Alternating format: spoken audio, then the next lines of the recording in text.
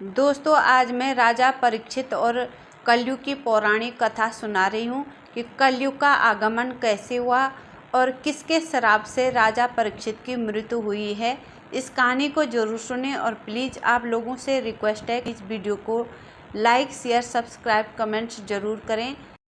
पौराणिक कथाओं के अनुसार राजा परीक्षित जब शिकार खेलने गए तो राजा परीक्षित ने देखा कि एक पैर वाले बैल और गाय को कोई पीट रहा था। राजा परीक्षित क्रोधित हुए और उस व्यक्ति से कहा कि तुझे मृत्युदंड मिलना चाहिए। राजा का क्रोध देखकर कलयुग उनके चरणों में क्षमा याचना करने लगा। राजा इस माया को समझ गए कि एक पैर वाला बैल धर्म है और गाय के रूप में धरती माँ है, मारने वाला कलयुग है। राजा ने कलयुग को राज्य की सीमा से बाहर चले जाने का आदेश दिया। कलयुग ने कहा कि महाराज, आपका शासन पूरी धरती पर है, ऐसे में मैं कहाँ जाऊँ? आप ही कुछ उचित स्थान दें जहाँ मैं रह सकूँ।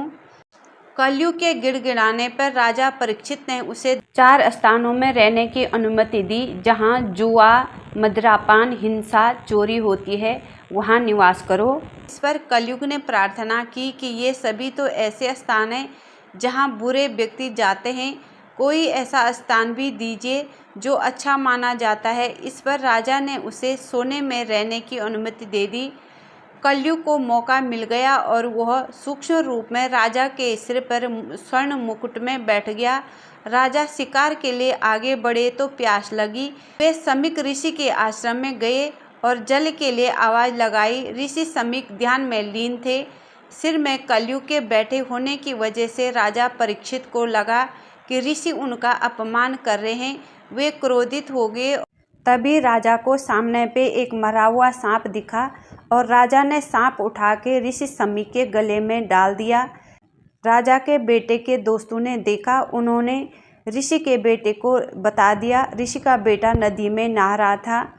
ऋषि के बेटे को क्रोध आया और उसने वहीं से गंगा जल उठा के श्राप दे दिया। कहा कि जिसने भी मेरे पिता का अपमान किया है, आज से ठीक 7वें दिन उसकी मृत्यु तक्षक नाग के काटने से हो जाएगी। जब ऋषि ध्यान साधना से उठे तो ऋषि ने देखा कि मेरे गले में सांप डाला हुआ है। राजा ने कहा कि मेरे साथ ये मजाक किसने किया। तब तक समीक ऋषि का पुत्र श्रृंगी आ गया। उसने कहा, पिताश्री, चिंता मत करो, मैंने उसको श्राप दे दिया है। आज से ठीक 7वें दिन उसकी मृत्यु तक्षक नाग के काटने से हो जाएगी।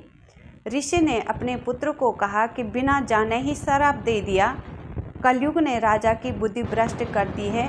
वो तो बहुत महान राजा हैं, आज तक न कोई होगा ये ऐसा राजा और न कोई है। राजा के मरने के बाद अत्याचार फैल जाएगा, उससे तुम भी नहीं बच पाओगे। जब राजा घर गया तो राजा अप्रसन्न था। राजा ने अपने सिर का मुकुट उतारा और राजा को उसके बाद पश्चाताप हुआ कि इस कलयुग ने मुझसे घोर पाप कर दिया। और राजा विश्राम गृह में विश्राम करने चले गए।